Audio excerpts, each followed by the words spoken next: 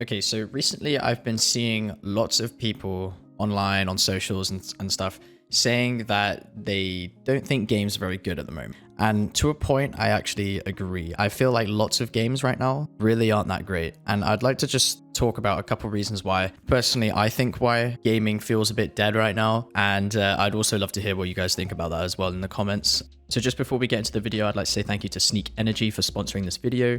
They've just released today, actually, their new flavor, Neon Punch.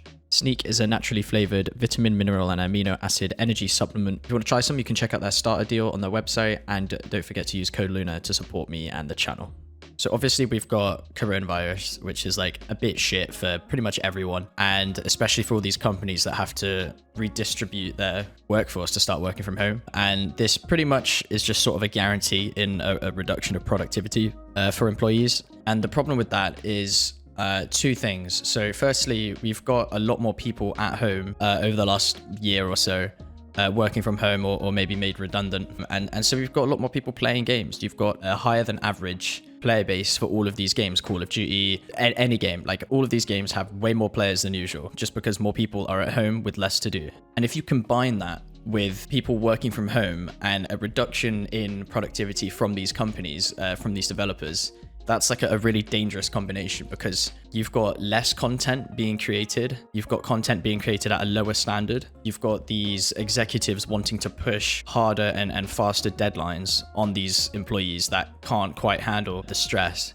and the intensity of the amount of work that's put on them, because what they want to do is capitalize on this massive increase of players. And so what you end up getting is really ambitious plans. Like if you look at these latest Call of Duty updates, that there's so many like small bugs and things that just aren't functional. So many games have been having server problems, all of these things. And then you think about the amount of people that want to actually play these games, and it's just way more than usual. And then the amount of people working on these games might be the same, but their level of productivity is much lower. So you have this like inverse proportion of a massive demand of players, but then you have a workforce that can't keep up with that demand. And 2020 was probably one of the worst years in my memory of game releases. So you've got games coming out that just absolutely were not finished, but were pushed because of deadlines. And probably around November is the best time to sort of release a game to capitalize on that holiday market. Let's take Call of Duty for example. So Call of Duty Black Ops Cold War came out in November. And that game, when it came out, was a full retail price of like £50 in the UK. And I think it was £60 or £70 on console. I play on PC, so it was £50 on PC. That game, when it came out, was absolutely not worth that £50. And I really, really was upset about that. I really thought it was worth £30 max when it came out, because there were so many things just completely missing from that game at launch. And then it took about, I can't remember exactly the timeline, but I think it took about 2 weeks for the big like merge to happen with Cold War and Warzone. And that's when a lot more content came to the game, but absolutely in no way did that make that game worth £50 yet. And I think only just about now that we're at season 2 of Call of Duty, Cold War and Warzone, I think only now the game would be worth £50. So I think I'm happy with it now, but it took almost like 6 months. And it might be like, well, yeah, they're adding this content for free. And the old business model was like the game would be a little bit cheaper, maybe around £40, and then you'd pay £30 for a season pass. That was their old business model. And while that's true, the free DLC business model I think is better because it doesn't split the player base. It's cool. I like it. I think it should stay. But the only problem is that because they're not releasing the game in a finished state at all, and it takes them roughly like 6 months to get the game to the point where it's actually worth the initial investment you paid for it, we're only about 6 months away from the next Call of Duty, because they put a game out every single year on the dot in November. And so we've got this one game, and it's only just at the point where I personally would say it's worth the money. And then there's only 6 more months until the next COD comes out, and then the old one's pretty much irrelevant. Now, what I do like about what they've done this year is they've not completely neglected the old Modern Warfare game. Obviously, Modern Warfare had its ups and downs. I personally, I think this is quite an unpopular opinion, but I actually quite like the multiplayer on Modern Warfare. But obviously, Warzone is like the big moneymaker for Activision on that game. And so I like that they didn't completely neglect the old game and they're actually still updating it, which is good. But I still think it doesn't offset the fact that when the new COD comes out, a massive percentage of the player base instantly just flock to the new game, regardless of how good it is in terms of value for money. Okay, so that was a little bit of a, I got a little bit sidetracked there. That was a bit of a rant on Call of Duty, but it sort of it explains my frustration with what sort of developers are doing at the moment, what game studios are doing, and it's not something I like, honestly, but it's also not necessarily something that can be controlled. You know, we are in very like just not good times at the moment, so it's a little bit out of our control.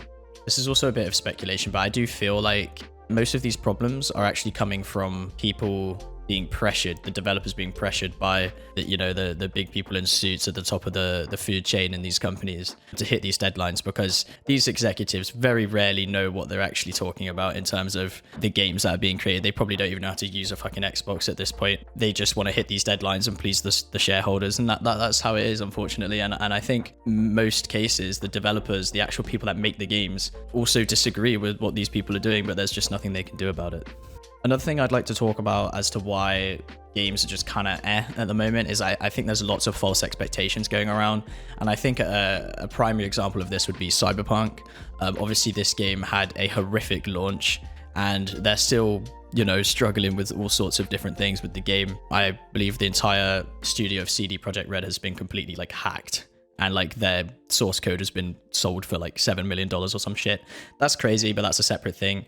But that game had an insane amount of just false promises, and like they just say that they had so many things that were going to be in the game that just weren't in the game. I don't really know how that's allowed, honestly, and that game was being worked on for so long that I think lots of people were putting a lot of hope into it, which is understandable because they put a lot of like attention onto it, and I think lots of people were disappointed with how it turned out. In terms of the technical side of the game, I think is more of the problem.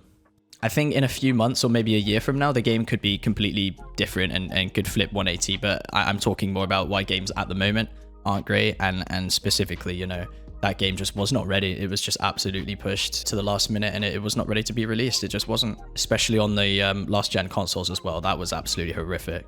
I would also just like to talk about the current state of Overwatch, as that's sort of like my main game. So the problem I think we're seeing with Overwatch, again, is all stemming from finance. So for those not familiar, Overwatch, when it came out about 4 years ago, received significant amounts of new content every 3 months or so. So that's a new hero or map or anything like that. So we've not had a new hero for almost a year and a new map for like 9 months or so. And what they're doing is they're saving all of this content and creating a bunch of new content and releasing a sequel, Overwatch 2. Now, why this is related to finances, I'll explain. So basically, when the developers of Overwatch, Blizzard, release a new hero, that type of DLC does not sell copies of the game. So, for example, let's say they released Sigma, the tank hero in Overwatch. You'll see a lot of publicity if you're in the Overwatch space about there being a new hero, but it's very rare that people will be like, oh, cool, they've added a new hero to Overwatch. I don't have the game. Let me buy the game. That just doesn't really happen. And of course, in terms of not splitting the player base, they have to release this DLC for free. So the only way they can make money still to this day is through selling loot boxes, which, because the game is old and there's not that much new stuff being added, most people have what they want in terms of the skins, or you're like me and you're a competitive player and you actually don't even care what skins you have. I'm not bothered. And so what they're doing with Overwatch 2, bear in mind, I'm super excited for Overwatch 2, and I think when it does come out, like next year, it will be great. And I'll absolutely love it, but it just does suck to not have anything for Overwatch 1, and especially for me, I really wanted to try and become like an Overwatch creator, and it's just pretty much impossible to make good content about a game when they don't add any content to that game. So what they'll be doing with Overwatch 2 is gearing the game a lot to the casual audience. So they're releasing a bunch of new PvE stuff and a bunch of new heroes and maps all at the same time. And so instead of releasing that content every 3 months or so for free, they're just not going to release any content for 1 or 2 years to Overwatch 1 and then release it all at once behind a paywall. Now, I don't know about you, but which one would you pick if you're a CEO or if you're an executive in the company? You're obviously going to pick the latter, right? You're going to pick the one that's going to generate you a lot more money, a lot more revenue, a lot more sales. And that's just the way it is, unfortunately. That's the way the cookie crumbles. We've just got to deal with it, which does suck, but, it is what it is. So due to coronavirus, we've got developers working from home, which reduces the amount of work they can put out. We've got a significant amount of people working from home or not able to work, so they're just at home playing games. So that market's increased. So the demand has increased, but they can't meet that demand, which is potentially what's causing these rush deadlines. We've got studios overhyping their games and making false claims, which leads to a significant disappointment when the games come out. We've got these executives in really powerful positions at these development companies making decisions that just don't benefit the game and the players, but do benefit the shareholders. And it's just not great at the moment.